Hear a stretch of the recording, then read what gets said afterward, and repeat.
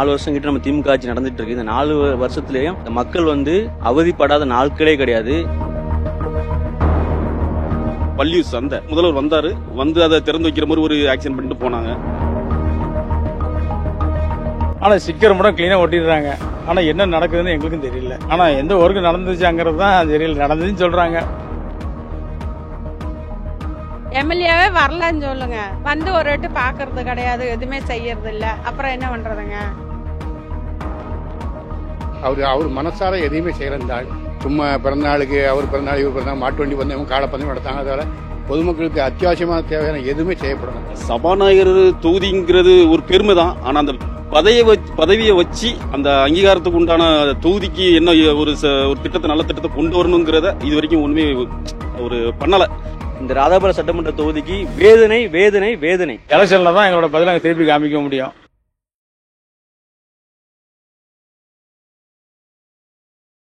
ராதாபுரம் சட்டமன்ற தொகுதியில கிட்டத்தட்ட பாத்தீங்கன்னா 4 வருஷம் கிட்ட நம்ம திமுக ஆட்சி நடந்துட்டு இருக்கு. இந்த 4 வருஷத்துலயும் நம்ம இந்த மக்கள் வந்து அவதிப்படாத நாட்களே கிடையாது. நீங்க இந்த தொகுதி எடுத்துட்டீங்கன்னா 3 பெருராட்சி இருக்கு. வள்ளியூர் பெருராட்சி, பனவடி பெருராட்சி, திசைமலை பெருராட்சி. ஒன்றியங்கள் பாத்தீங்கன்னா ராதாபுரம் ஒன்றியம், வள்ளியூர் ஒன்றியம் இருக்கு. இந்த முதல்ல ஒவ்வொரு பெருராட்சியா என்னன்னா வள்ளியூர் பெருராட்சியில பாத்தீங்கன்னா பஸ் ஸ்டாண்டு செயல்படாத நிலையில இருக்கு. பஞ்சாயத்து ஆஃபீஸ் இடிச்சு போட்டிருக்காங்க, சந்தை இடிச்சு போட்டிருக்காங்க, புது சந்தை எல்லாம் கெட்டி திறக்கப்பட முடியாம மக்களோட பயன்பாட்டுக்கு வராம எல்லாமே இந்த தொகுதியோட எம்எல்ஏ அப்பாவு அவர்கள் எதற்காக வந்து அவங்களுக்கு தேவை வந்து இந்த கான்ட்ராக்ட் நிதியை வந்து பெற வேண்டும். ஆனா மக்கள் வந்து பயன் அடையக்கூடாதாங்கிறது அவங்களுக்கு அதை பற்றி கவலையே கிடையாது. அந்த அளவுக்கு வள்ளியூர் பேராட்சி மிகவும் மோசம் அடைந்து கிடக்குது. பனவடி பேராட்சியில பாத்தீங்கன்னா ரோடு எல்லா ரோடையும் தோண்டி போட்டிருக்காங்க. அங்க வந்து ஒரு 4 வருஷத்துக்கு முன்னாடி ஒரு தண்ணி டேங்க் கட்டினாங்க. ஆனா அந்த தண்ணி டேங்க் கட்டி நீங்க அன்னி வரைக்கும் ஒரு நாள் கூட தண்ணி நிரப்பல. அந்த தண்ணி டேங்க் இப்ப இடிஞ்சு சூழ்நிலை இருக்கு. வள்ளியூர் பேராட்சியில முக்கியமா பயன்படுறது நம்ம வள்ளியூர் பேருந்து நிலையம். அந்த நிலையத்தை கட்டி முடிச்சுட்டே கட்டிட்டே இருக்கேன்னு நான் இன்ன வரைக்கும் திறக்கவே இல்லை. அதே போல வள்ளியூர் சந்தை அதுவும் பணி நடந்துட்டே இருக்கு. முதல்வர் வந்தாரு, வந்து அதை திறந்து வைக்கிற மாதிரி ஒரு ஆக்ஷன் பண்ணிட்டு போனாங்க. அதுக்கப்புறம் அந்த சந்தை இன்னை வரைக்கும் திறக்காம இன்னும் அது கிடப்புல தான் இருக்கு. சபாநாயகர் தொகுதிங்கிறது ஒரு பெருமை தான். ஆனா அந்த பதவியை வச்சு அந்த அங்கீகாரத்துக்கு உண்டான தொகுதிக்கு என்ன ஒரு திட்டத்தை நல்ல திட்டத்தை கொண்டு வரணுங்கிறத இது வரைக்கும் ஒண்ணுமே ஒரு பண்ணல. எப்படின்னா இதுக்கு முன்னால் இருந்த அதிமுக சட்டமன்ற இது தொகுதியா இருந்துச்சு. அப்போ இங்க சாலை வசதிகளை பாத்தீங்கன்னா ரொம்ப தரமான சாலையா அமைச்சிருந்தாங்க. இப்ப அந்த சாலையை ஒரு பைப் லைன் போடுறதுக்காண்டி எல்லாத்தையும் உடைக்கிறாங்க. உடைப்பு தான் நடக்கே தவிர நீங்க எங்கனாலும் நீங்க போய் வீடியோ எடுத்து போய் பாருங்க, எல்லா சாலையுமே உடைப்போடு தான் கிடக்கு.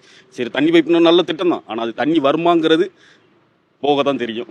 இதே திசைமலை பேராட்சி பாத்தீங்கன்னா திசைமலை பேராட்சி வந்து இந்த அதிமுகவோட போர்டுல இருக்கு. அதனால அங்க திமுக வாக்கு கிடைக்கவில்லைன்னு இது வரைக்கும் ஒரு 6 லட்ச ரூபாய் நிதி மட்டும் தான் 4 வருஷத்துல அவங்க வந்து கொடுத்துருக்காங்க. 6 லட்ச ரூபாய் நிதியுமே ஒரு அங்கன்வாடியும் ஒரு இது அமைக்க மட்டும்தான் தவிர எந்த நிதியுமே அப்பா அவர்கள் ஒதுக்கவில்லை, ஒதுக்கப்படவும் இல்லை. இங்க வந்து தண்ணி பிரச்சனை ரொம்ப நடந்துகிட்டு இருக்கு. வாரத்துல ஒரு நாள் தான் தண்ணி வருது. கேட்டா பைப் உடைச்சிருந்து லீக் ஆகுதுன்னு சொல்றாங்க. இதே ஒர்க் நடந்துட்டு எப்பவும் பைப் உடையுதுன்னு தெரியல, எப்போ தண்ணி வருதுன்னு தெரியல. பஸ் ஸ்டாண்ட் வசதி சரியில்லை. பஸ் எல்லாம் டான்ஸ் ஆகிட்டு தான் பஸ் உள்ள வருது. அது என்னைக்கு கிளியர் பண்ண போறாங்கன்னு தெரியல. எல்லா வேலையும் முடிஞ்சிட்டுன்னு சொன்னாங்க. ஆனா இன்னும் பஸ் திறக்கல. பஸ் ஸ்டாண்ட் திறக்காம பஸ் வெளியே நிற்குது. மின்சாரம் பிரச்சனை அதோட பெரிய பிரச்சனை. எப்போ கரண்ட் போவோம், எப்போ வரும் தெரியல. தண்ணி பிரச்சனை தான் ரொம்ப மோசமா போயிட்டு இருக்கு. அதனால எந்த நிர்வாகமும் சரியா நடைபெறல. அதனால எப்போ எலெக்ஷன் வரும் தேடி இருக்கோம். எலெக்ஷன்ல தான் எங்களோட பதில திருப்பி காமிக்க முடியும். தொகுதிகளை வராங்க போறாங்க. ஆனா எந்த ஒர்க்கு நடந்துச்சுங்கிறது தான் தெரியல. நடந்துச்சுன்னு சொல்றாங்க. ஆனா ஸ்டிக்கர் மட்டும் கிளீனா ஒட்டிடுறாங்க. ஆனா என்ன நடக்குதுன்னு எங்களுக்கும் தெரியல. தொகுதி பக்கம் வந்து என்ன செய்யணும்னு எனக்கு ஒன்றுமே தெரியல. எங்கள் தெருவே சாட்சி இதுக்கு பார்த்துடுங்க. நான் போக்குவரத்து காலத்தை ஓய்வு பெற்று 8 வருஷம் ஆச்சு. இந்த டிஏங்கிறது அறிவிக்கவே இல்லை.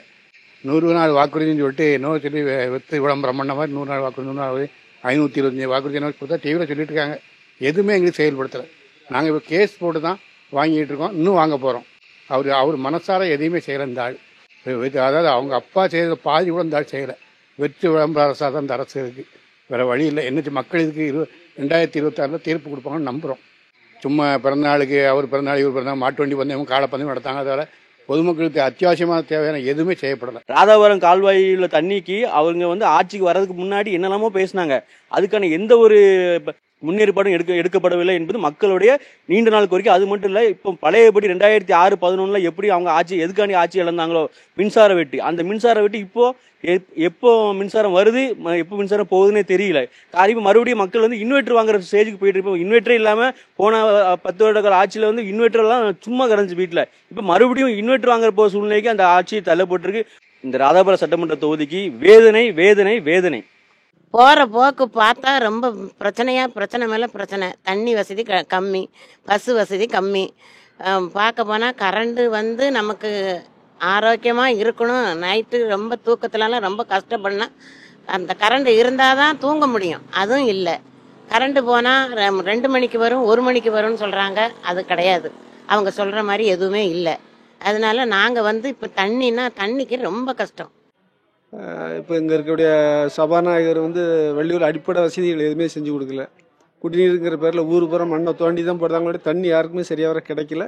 எந்த திட்டங்களும் பண்ணல. அப்புறம் அந்த மகளிர் தொகையெல்லாம் 3/4 பேருக்கு பணம் கிடைக்கல.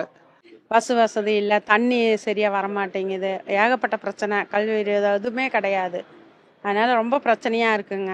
தண்ணியே பாருங்கள், 10 நாளைக்கு ஒரு தடவை, இல்லைன்னா 5 நாளைக்கு ஒரு தடவை இப்படி தான் விடுது. பஸ் சரியா வரமாட்டேங்குது. அங்க 4 ஆண்டு ஆட்சி வந்து ரொம்ப சிறப்பா இருக்கு. நாங்க தமிழ்நாடுக்குள்ள முதல்வர் அப்படியெல்லாம் கிடையாதுங்க. அப்படியெல்லாம் ஒன்றும் கிடையாதுங்க. சும்மா பேசிக்கிறது தான் அப்படி, வேற மற்றபடி செயல்ல எதுவுமே இல்லைங்க. மொதல் நாள் நல்லா போகாம இருந்துச்சு. இப்போனா ரொம்ப மோசம். அடிக்கடி கரண்ட் போகுது. ஒவ்வொரு நாளைக்கு கரண்ட் பவர் கட்டு வந்தோன்னா 5 மணிக்கு இந்த தடவை விட்ருக்கு, 6 மணி ஆயிடுச்சு. இல்லைன்னா 2 மணிக்கு விட்றவர் இப்போ 6 மணிக்கு விட்றாங்க. ஒன்றுமே சரியில்லை மொத்தத்தில் சொல்ல போனால். அப்படி இருக்கு நிலமை. எதுவுமே எம்எல்ஏவே வரலன்னு சொல்லுங்க.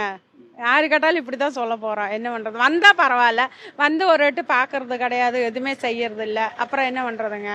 தண்ணி பிரச்சனை நிறைய இருக்குது.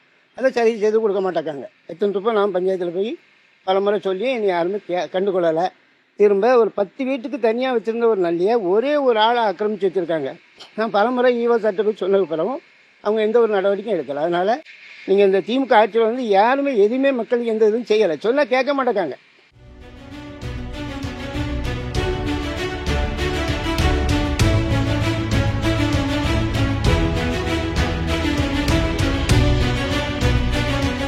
அரசியல்ல உண்மையா என்னதான் நடக்குது தெரிஞ்சுக்க நாளை நமதே சேனலை சப்ஸ்கிரைப் பண்ணுங்க.